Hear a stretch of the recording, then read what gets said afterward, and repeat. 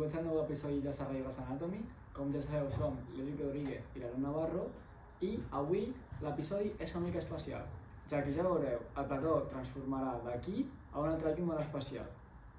I bueno, en els anteriors capítols vam veure què és el càncer cerebral des del punt de vista científic i quins han estat els avenços científics en el tractament d'aquesta malaltia. Però avui ens centrarem en la cara més humana d'aquesta malaltia. Respondrem preguntes com és viure un càncer cerebral, què passa quan aquesta notícia arriba a casa i per últim, quina és la clau per portar aquesta malaltia bé i sortir un mateix cap endavant. Per respondre a aquestes preguntes tenim a dues persones molt especials, sobretot per mi. D'una banda tenim la meva àvia, la Maria, que va ser un pacient de tumor cerebral fa uns anys, i de l'altra la meva mare, la Isa, que va veure aquesta història des de l'altra part de la moneda, és a dir, des de la part de la lluita, la companyia, l'amor, etc. I amb això el que volem buscar és conscienciar la gent de la importància de la solidaritat, de la recerca i sobretot d'associacions com la Marató que fan que tot això sigui possible.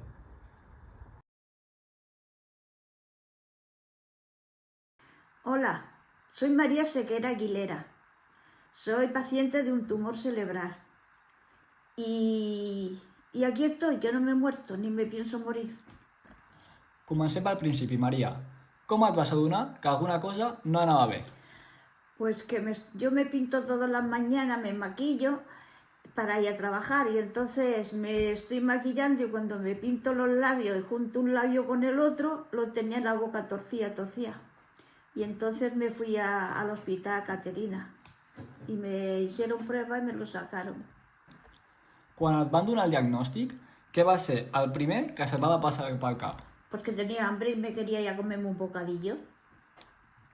Y entonces cuando iba para comerme bocadillo me llama mi hija y mamá, ¿qué te han dicho que no me has llamado? Digo, pues nada, que tengo un tumor, pero yo voy a comerme un bocadillo que tengo hambre. Molts pacients expliquen que el moment del diagnòstic és com si el món s'aturés. Vas sentir por o vas mantenir-te forta des del primer moment? No, miedo no, porque yo decía, yo no me voy a morir, yo no pensaba, se vea que era el tumor, pero yo no pensaba en morirme. Y a mis hijos se lo dije, nada de lágrimas, que aquí tengo yo que vivir mucho. Y mira dónde estoy. Molts pacients diuen que la paraula càncer és una de les més difícils d'acceptar. Et va costar parlar amb la família o amb els amics? No, para nada. Yo, como si tuviera una angina o un dolor de cuello. Pero yo no he tenido miedo nunca y lo he cogido con fuerza, porque yo no me quería ir y yo sé que la positividad es lo que más te ayuda, porque te haces contrapeso a lo malo, porque como tú llevas fuerza dentro, puedes con lo malo. Després del diagnòstic arriba el tractament i sabem que no és fàcil. Ens podries explicar quin tractament vas seguir i com el vas viure física i emocionalment? Pues me dieron radio, 34 sesiones de radio cada día una, vaya, no cada día, 34 días. Y entonces eso lo pasé muy mal. La boca era como si tuviera hierro, la comida me sabía hierro. Y entonces estaba, uy, qué mal, pero yo para adelante, yo decía, con esto puedo yo. Y sí. Luego me puse, sí, claro, me puse como una vaca de gorda. De pesar 38 kilos me puse en 96. Y no tenía ni cuello ni ojo, era toda Y eso sí me afectó también muchísimo, de verme tan gorda y tan... Pero yo para adelante y hasta que he podido remontar. Hi ha moments molt durs, però també n'hi ha de petits triomfs.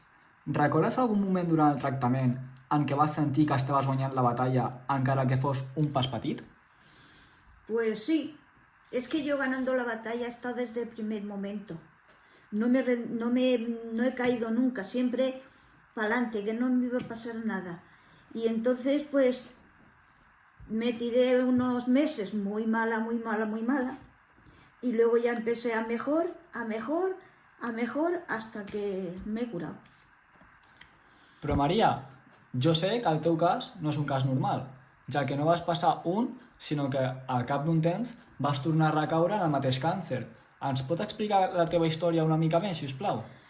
Pues mira, el segundo cáncer voy, porque me iban mirando cada 2 meses me hacían la resonancia. Luego empezaron cada tres meses. Y voy un día a la resonancia a que me tocaba y me dice la doctora, la cirujana, que era un miércoles y me dice: el miércoles que viene ingresas, que el jueves te opero. Digo, pues bueno, digo, los riesgos dicen los mismos que la primera vez. Digo, bueno, pues no me lo expliques y yo te firmo. Imagino que tot això et va fer canviar la manera de veure la vida. Com en set ara? Què valores més després d'haver passat per aquesta experiència? Pues no, yo valoro la vida siempre y he luchado por estar aquí. Y luego yo he tenido la suerte de tener mis hijas y mis nietos conmigo, con ese cariño que venían a darme el beso y yo eso estaba, vamos, más contenta que nada. A veces estaba malilla, un poquillo pachucha y nada más que llegaban ellos se me quitaba, ya me alegraba. Han sido mi puntal. Has trobat suport en algun grup o associació de pacients? Creus que compartir la teva història pot ajudar a altres persones que acaben de rebre un diagnòstic similar? Pues mira, eso no lo sé. No he necesitado ayuda ni nada, solo con mis hijos, mi familia y con la positividad mía, pero no he necesitado a nadie ni... porque ya tenía yo la fuerza suficiente desde el primer momento. Mira, no, ¿sabes aquello que dicen no me va a pasar esto, no me va a pasar? Y estaba tan clara en que no me iba a pasar. ¿Y crees que compartir tu historia puede ayudar a otras personas a... Eso no lo sé.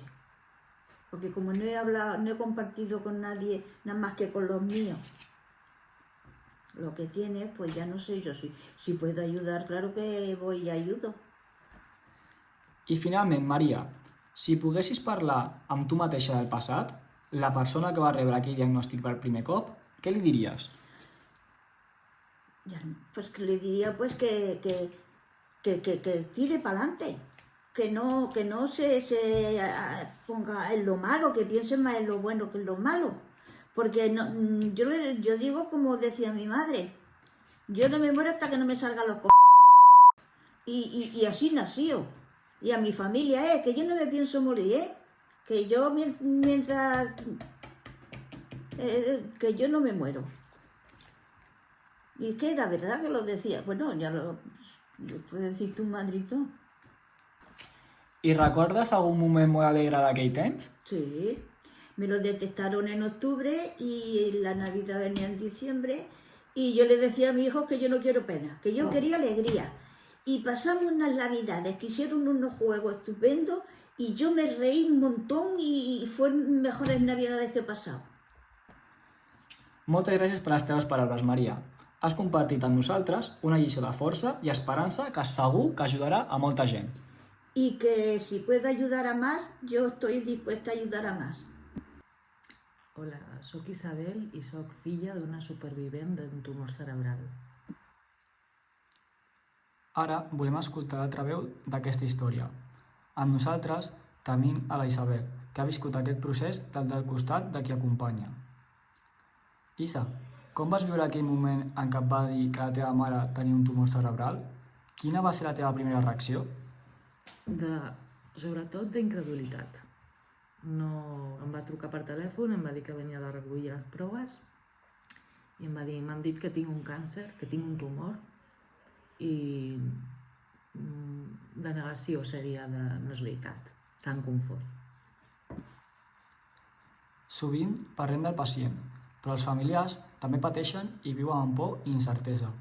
Com vas gestionar emocionalment aquesta situació?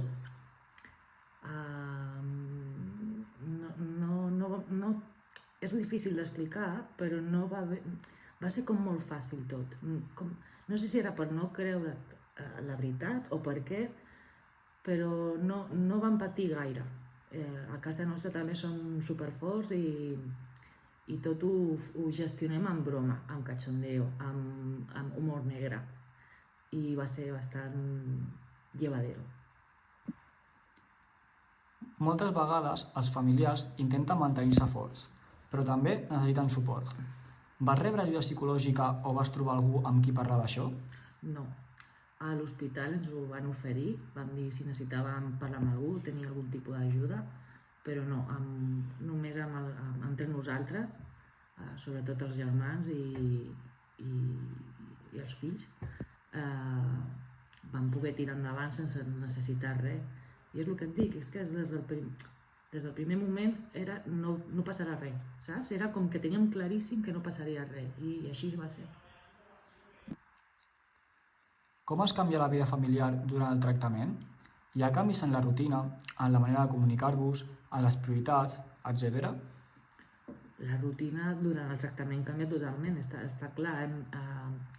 La mare havia d'anar a l'hospital, primer es va operar, després d'aquesta operació havia de fer molts controls, moltes analítiques, moltes ressonàncies de control, després li va tornar a sortir, vam haver d'operar una altra vegada i torna a començar amb analítiques, tenia metges cada mes, almenys 2.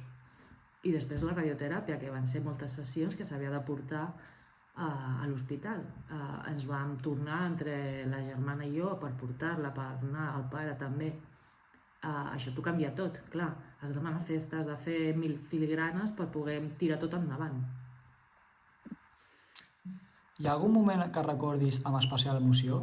Potser un dia que, malgrat tot, vau riure, vau fer una cosa normal i vau sentir que la vida seguia. Moltes vegades. O sigui, ja t'he dit, l'humor a la casa no va faltar mai. El primer Nadal va ser divertit, la primera visita amb la neurocirurgiana va ser divertida. Sona raro, ho sé. Però li van preguntar si aquesta cirurgia li afectaria la parla, el poder parlar. La cirurgiana va dir que no estava a l'àrea de la parla, i vam riure, la meva germana i jo li vam dir si no li toca la parla, que és el més important per ella, no passa res, pot quedar paralítica. Mentre ella pugui parlar, tot anirà bé.